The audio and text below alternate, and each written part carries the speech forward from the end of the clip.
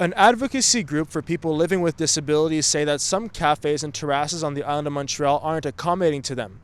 Those are for people who usually have wheelchairs and other physical limitations. We've been on this many times, we've talked about it many times, and the situation is not getting any better. Rapplique says it filed more than 100 discrimination complaints with Quebec's Human Rights Commission on behalf of individuals with disabilities. The complaints were related to incidents that happened from 2022 to 2024. All of them focused on terrasses that were inaccessible. The organization says some restaurants either ignored complaints or recommendations on how to improve spacing. Complaints include a lack of access ramps, improper seating, and physical barriers preventing access, like bolted-in tables.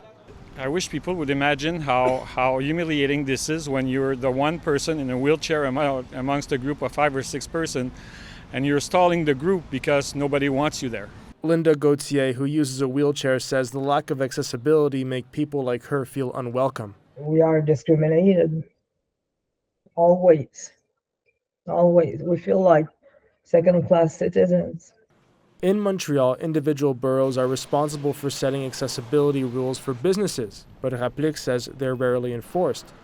Disability rights expert says infrastructure needs to be designed to accommodate all types of people.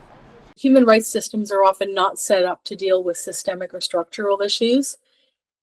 Movie houses, terraces, access to buildings, and so on and so forth, and public transits have been another big issue in Quebec. So unfortunately, these things are extremely common. In a recent city council meeting, the chair of the city's executive committee said the administration is working to improve accessibility regulations and penalize business owners who don't follow them.